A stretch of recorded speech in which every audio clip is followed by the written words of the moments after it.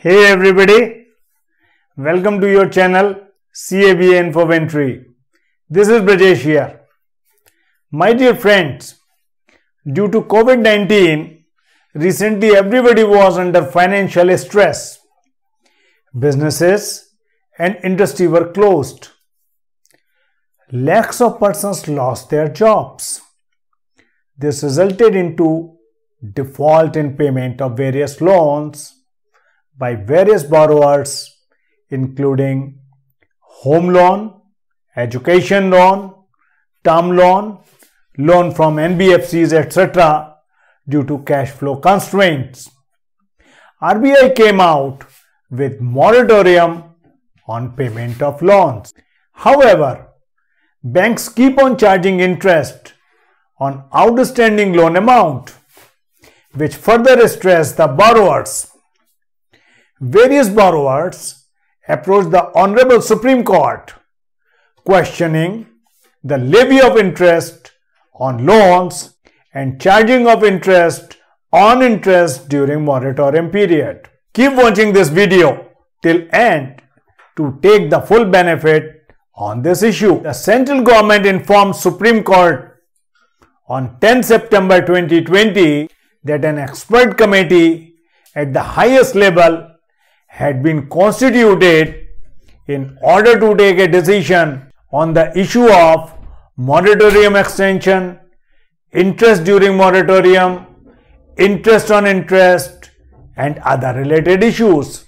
Immediately after time was sought from Supreme Court, the Finance Ministry constituted an expert committee to look into the issues of waiver of interest or the interest on interest for loans during moratorium period. The three-member committee included Rajiv Maharishi, who is former Controller and Auditor General of India, that is CAG, Ravindra H. Dholakia, former Monetary Policy Committee member, and B. Sriram, former Managing Director of State Bank of India. The development comes in the backdrop of the Supreme Court adjourning the ongoing case on moratorium for one last time. The central bank had on 22nd May extended moratorium on terms loan till 31st August to mitigate the financial hardships of citizens. The Finance Ministry on 10 September submitted before the Supreme Court that it has set up an expert committee to assess the impact of waiving interest payments on loans under moratorium and suggest measures to provide relief to borrowers. The expert committee will be measuring the impact on the national economy and financial stability of waiving of interest and waiving of interest on interest on the COVID-19 related moratorium. It will provide suggestions to mitigate financial constraints of various sectors of society in this respect and measures to be adopted in this regard. State Bank of India will provide secretarial support to the panel. This panel can also consult banks and various stakeholders for these purposes. The Supreme Court granted the central government, Reserve Bank of India, and banks 2 weeks' time to file a concrete reply on the matter. The court also extended an interim loan moratorium to 28 September and told banks not to tag any loans as non-performing, that is NPA, until its further orders. On 3rd September, the court had first directed banks not to label loans that were standard as on 31st August as non-performing, that is NPA, even if there is a default. The court's interim decision came after RBI's 6-month-long moratorium ended on 31st August on loans. RBI has announced that stressed retail and corporate borrowers can avail a one-time debt recast, which could include another round of moratorium as well. RBI also earlier released the data relating to the impact of waiver of loan during moratorium period of 6 months. According to the RBI, if the interest on loan during moratorium period is waived off, then the impact may be around rupees 2 lakh crores on the financial sector. This expert committee will submit its recommendations and data within 1 week whether education loan, home loan, retail loan, loan provided by the NBFCs, companies or banks, etc. to borrowers, that how much interest should be waived off on these loans.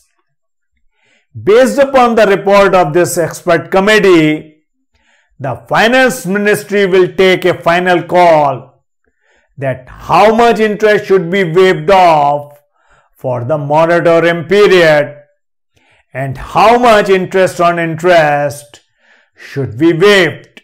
I expect that there shall be waiver of interest during the moratorium period on all loans, maybe personal loan, home loan and other loans, but how much it will be, that will depend upon the report and recommendations of the expert committee to the Finance Ministry and the final call taken by the Finance Ministry in this regard, and also waiver of interest on interest. Earlier, on 10 September, Solicitor General Tushar Mehta sought 2 weeks' time from Supreme Court in order to place on record a comprehensive affidavit in this regard.